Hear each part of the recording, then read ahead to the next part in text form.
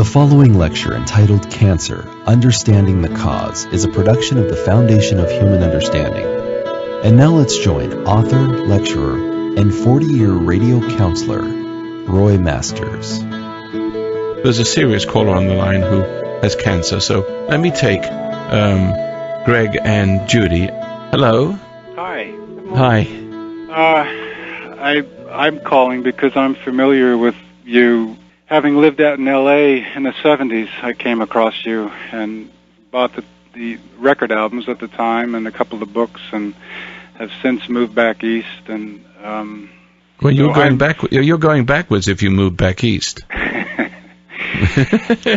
It's not a bad place, but in any event, so I'm familiar with you, and that's the reason I'm calling. My wife she's very sick, and yes. I'm just not sure what to do. Well, is she familiar with me? By name? Just by name? Yes. Not by the things I teach? No. Well, I wish you could listen to me on the radio for a few weeks so that what I would say to you, and I would like to say to you now, wouldn't be such a shock. Is the problem cancer? Yes, it is. You know, there are different kinds of cancers. And, some you get from sunlight and some you get from your environment. But by and large, most of the cancers is not what you eat or the environment, but what eats you inside. And there's no question, even today, amongst scholars and doctors, not that they understand what the hell they've discovered, but they realize there's a serious component of emotion. They don't say what it is, but I can tell you, you repressed anger, so repressed that you don't see it. You may only see it as love, affection for other people, a dutiful affection for other people, but it's so repressed that it morphs into disease. And so the first leg of the journey that you must discover is you need to meditate with the technique that I'm teaching, because you will never discover your hatred. You will always think of yourself as a kindly person. I think if you look superficially at your problem without even questioning you on the subject, you're quite judgmental, are you not? Yes. You see, that's right, and because there's no cancer of that kind without judgmentalness. And so you probably have a lot of anger towards your husband, which is deeply repressed. Is that correct? I wouldn't think so. There was a time when I did, but I wouldn't say so now. Are there others that you hold grudges towards? Are you given to judging? Family members, you mean? Family members, yes. Sure. Are there a number of those? A couple. My mother and my brother. How bad is it, do you think? Well, it's long gone. My mother is dead, and I tried to bury my anger with her. My brother's still alive. But you didn't bury the anger with her, did you? No, but there wasn't anything I could do about it. No, but there is something you can do about it. That's the reason why I'm talking to you right now. Now look, right now you're lost in your head with worry. You've got this endless loop going over, and especially negatively focused on your illness. That speeds up the disease much more quickly. I'll tell you a little story, just to give a little bit of anecdotal relief. When I was about 7 years old, I had bouts of bronchitis. I think smother love with my mother. But anyway, I had a serious cold and coughing pretty badly. And I was feeling pretty poorly. And so my mother called the doctor, and in those days the doctor would come. The moment the doctor knocked on the door, I started to feel better. Immediately. And even though I was pretty sick, I felt much better. I said, well, why do we need to call the doctor? And only in my later years did I really understand it then, but it stuck in my mind as a question. And the answer to that question is that I was negatively focused on my symptoms. Now, I had a real disease, not self-caused as yours is. Yours is a self-caused disease. And as a self-caused disease, you have serious symptoms, which you exacerbate by unhealthy fixation to them, an unhealthy focus called worry. And so what I learned was that even though I had a real sickness, it got better by the doctor knocking on the door and relieving me of worry. And so you have two problems. You have a loathing, which is affecting your chemistry and your metabolism. And I will tell you what it is, and what it is may frighten you. I'm not sure if I want to tell you, because it frightens my audience too. There's a metaphysical, there's a spiritual aspect to this. So you have two problems, basically, as everybody on earth has the same thing. And the reason why I can talk to you freely about this, because there's not a soul that's listening to this program that's not guilty of exactly the same thing, that will eventually succumb from an illness connected to it. That all of the illnesses, if not 80 or 90% of the illnesses of the world and the misery and suffering on earth, is connected to what I'm just about to say. That when you were young, you were traumatized by cruel parents. Now, cruelty travels from generation to generation, as if from original sin. Failing fathers, failing mothers, can do nothing else but be failing parents. Failing parents produce failing children, and failing children produce unloving parents, either loving too much or not loving at all. They're just as bad as each other. And that has a deleterious effect on a child in terms of resenting parents. Resenting parents passes the spore of misery and anger and suffering onto the next generation, so you can't grow as you unfold like a flower, because hating your parents, I know our parents are really hateable, but still you can learn not to hate your parents. You can learn to forgive them as you get older, which you haven't learned to do yet. But hating your parents separates you from your innocence. It separates you from your humanity, so that God can't love through you, can't do his work through you. And as the result of that, the separation from God, you react to the world like an animal in conflict with your human. You are losing your humanity. It's not what you eat, as I said, it's what eats you away. Once that conditioning starts, you become a creature of your environment, constantly conditioned by anger and resentment, because you cannot stop being angry, because who you are is taking shape from it, and that's the only way you know how to exist. If the world would suddenly become perfect, you couldn't stand yourself. You have to have something to be upset to function. But when you function, it isn't you that's functioning. It's not only that your metabolism is becoming poisoned, because you can't live in a constant state of stress all the time. At least the animals, they run and they're finished with it. You repress. You never finish with it. And so what is happening with human beings, because we have moral choices, is that the continuous resentment does two things. It causes denial. So when you're upset, you think you're okay, only because the judgment on someone else is wrong helps you to relieve for a moment the judgment on your own wrong, which is judgment. Judgment is mine, saith the Lord. I will pay back. You're playing God. It's called ego. And ego is a spiritual entity that is constantly fed. It's anti-God. The ego is anti-God, anti-good. It's an entity. It's a living entity inside you that eventually takes over your immune system. That's the reason why they have to kill the immune system in order to cure your cancer. You see? Because it's kind of ridiculous to have to kill somebody's immune system. It really is kind of extreme. But the truth is, that's the reason why. And some people, the wake-up call of cancer is enough to make them change their lives, and they get better. But they don't get better from the drugs or from the chemotherapy. They get better from the wake-up call. This is what you need, a wake-up call, so you can get better. Because you have inside you an entity which needs, in a manner of speaking, although it may not happen quite this way, in dramatic terms, you need an exorcism. You're not you. It's taking shape in you. The emotions keep feeding it. And it craves judgment. It craves the seat, the exaltation, the majesty of sitting on a throne judging everybody. Secretly. But you're a failure. But there are failures who lord it over people, and there are failures who sit in judgment of those who lord it over them, and feed themselves to those who lord it over them. It's a sort of a cheap, it's the loser's victory, where you create your own devil and judge everybody.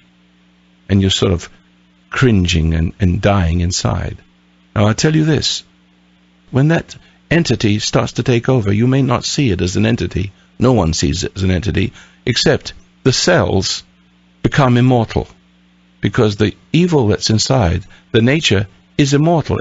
And so the cells represent the immortality of that worm that dieth not inside you, that spirit. You see, if you look at a cancer cell and put it in a petri dish, it will keep on reproducing forever, never get old. Where ordinary people, if you put their piece of skin in a petri dish, it will reproduce 16, 17 times and slowly show aging. It's mortality, you see. But the immortal cell reproduces forever, but it has no form. It just doesn't have a form like God gave us. It represents the twisted thing that's inside. See? I tell you this, young lady, you've got to meditate. You've got to separate from your thinking. You have to come outside your box. And it will feel like dying. What I'm going to teach you to do will feel like dying, but you won't be dying. The anger and resentment that puffs you up will feel like living, but it's dying. It's reverse. And I would suggest to you that you are going to go through one living hell, but you've got to discover this. You have to be brave enough to face your demon. And you have to meditate and go through that door, because within you, if you can get outside your thinking, you are lost in the prison of your thinking, and you're locked in there with no power over that side of you that's taking charge over you. Your conditioning, your anger is in charge of you, and it's a parasite on you. And your cells, the cells that are not that you think you're in charge, you're not in charge of, because there's no general to those cells. There's a general for the cells that this entity is taking over. And so therefore they're much more powerful because they have a general. They have an identity inside you that is in charge of those cells. And those cells know how to intimidate all the other cells into conformity. And they will, because when the stronger cell attacks the weaker cell will adapt and become a cancer cell too. And therefore you'll die. Now, this is something medicine does not understand. This is something that medicine will never understand. But there's a spiritual component, and you have to be saved. Every person who has cancer needs saving, except for the kind that you get from the sun or that is reachable by the various medical methods. I would call them the less virulent type. The most virulent type is your own self-caused illnesses. And as I said, what is even worse, you struggle. Your own struggle will give it power. Now, I'll give you an example of this. When you get angry with someone, they get inside you. When they get inside you, you're angry with what get inside you, but you make yourself worse. If you have a car accident and someone dents your fender and you go home and you can't take it out of your mind because you resented it. You didn't write it off graciously. You resent everything. So you take the car accident home with you, and during the night you think of it 100 times, and each time you think of it and get upset with it, you've had equivalent to the stress value of 100 accidents. And therefore, if the accident has not made you sick a little bit, but your own reaction, your own struggle with it, your own anger with it, has made it 100 times worse. And so, therefore, you can't fight your own sickness because you're part of it. You're just an angry person. You're an unforgiving person. And if you would forgive, you'd be forgiven, and the whole problem would go away. Is that too much for you at once? No. Do you think you would go try my meditation and get better and call me next week? Yes. You have anything you want to tell me? It's about it, isn't it? Well, yes. I thought I had done away with my negativity. No, you haven't. And obviously I haven't. No, you haven't. You haven't seen it. You see, it disappears. It changes form. Do you know, let's look from a positive side. You take a little tree, and the sap in the tree is the lifeblood of it, and the sap becomes the trunk, it becomes the bark, it becomes the branches, it becomes the leaves, it becomes the flower, it becomes the fruit, it becomes the seed, right? But it's still the sap. And so, and the anger is the sap of your illness. It disappears. It comes out in many forms. It actually may look like love towards people. You can actually love a hate object and not enjoy the hate so much.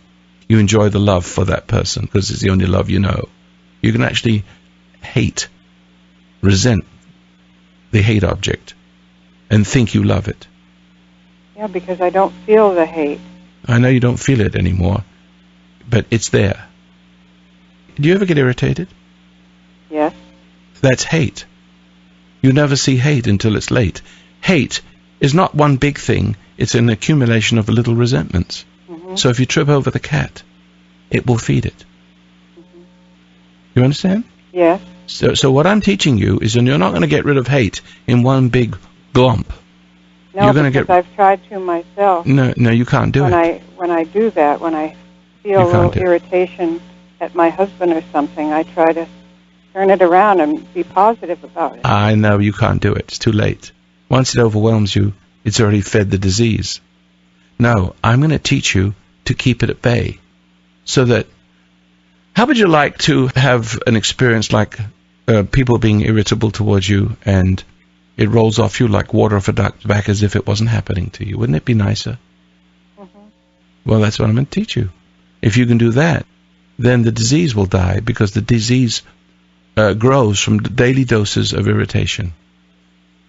That's what makes the disease grow. You can't help yourself, but it's in charge of you.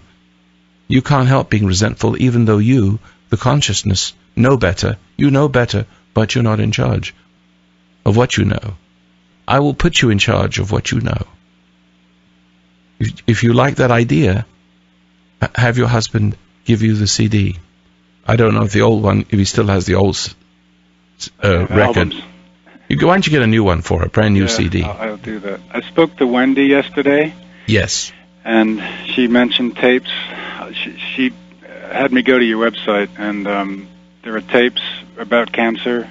Yeah, but I've already told her, and I've told her all she needs to know. Yeah, okay. You need the book, because in the back of the book I discussed that. Mm-hmm. How your mind can keep you well. It's been reprinted and some chapters added on the subject. Mm-hmm. And you just need that CD, and leave her alone, and just watch. Your wife's going to get better. I've listened to her responses. She's going to get better.